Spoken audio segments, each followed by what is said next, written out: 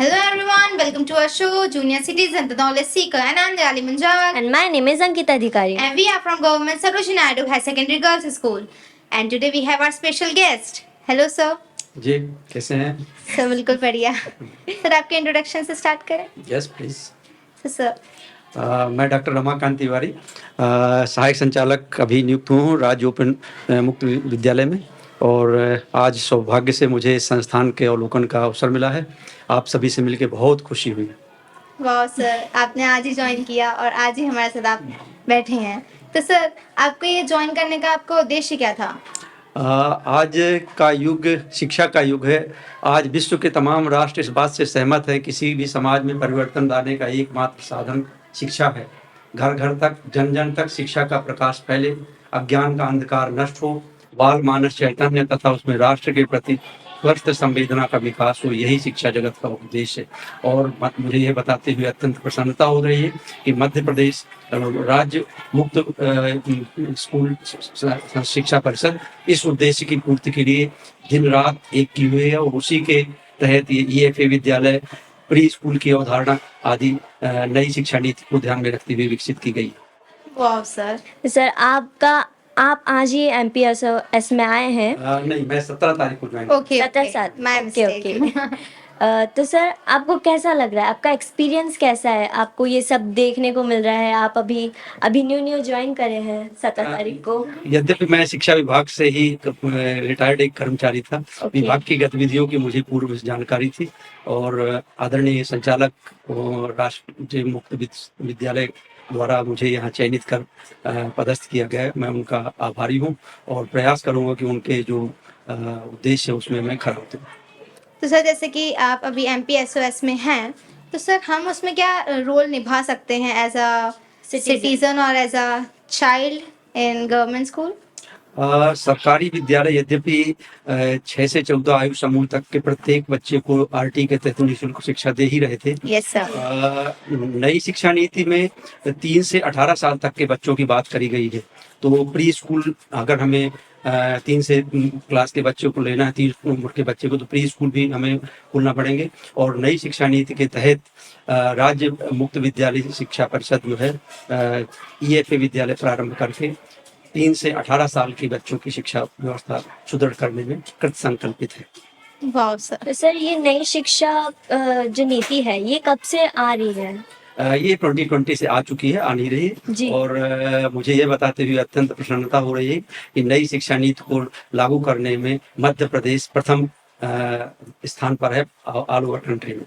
वाह, आप सुन रहे हैं सिटीजन्स, मध्य प्रदेश आगे बढ़ रहा है.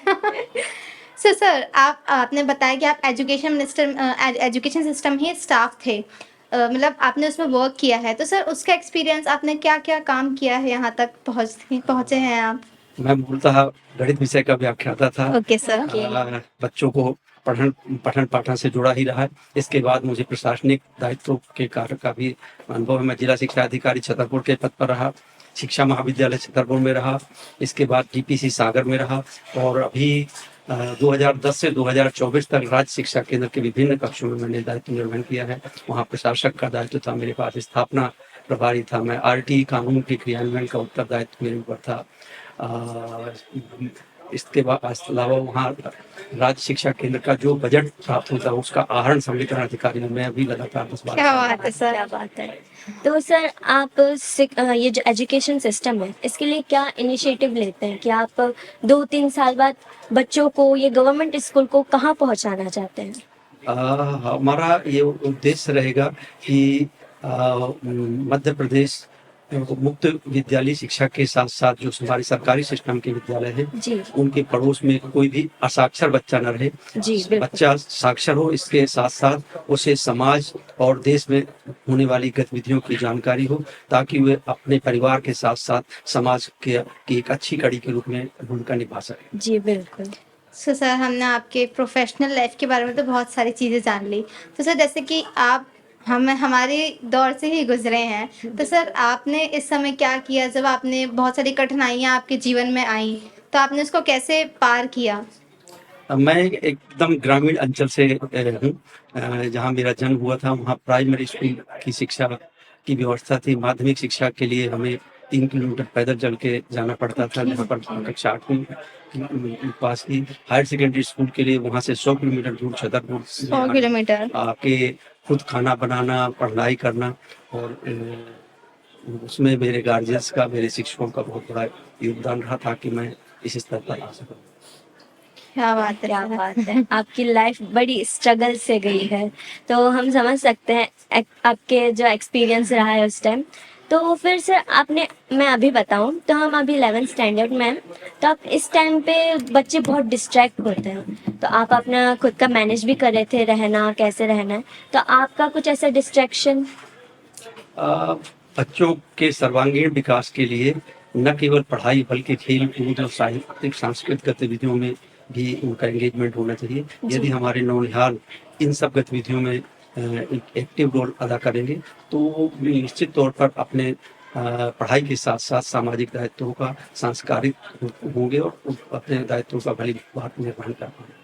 जी क्या बिल्कुल, बात है सर। सर आपसे बात करके बहुत अच्छा बहुत लगा ज़्यादा। और अच्छी चीजें जानने को जानने को मिली। सर जैसे कि आपने सिटीजन्स देखा, सर ने बहुत मेहनत करके सर यहाँ तक पहुँचे हैं और सर का स्ट्रगल कम नहीं था, तो आप भी स्ट्रगल बंद मत करिएगा और इसी तरह जूनियर सिटीजन को आगे बढ़ाते रहिए, हमारे साथ जुड़े रहिए। तो जब तक के लिए मिलते हैं नेक्स्ट एपिसोड में, जब तक के लिए bye bye. Bye. Like share subscribe.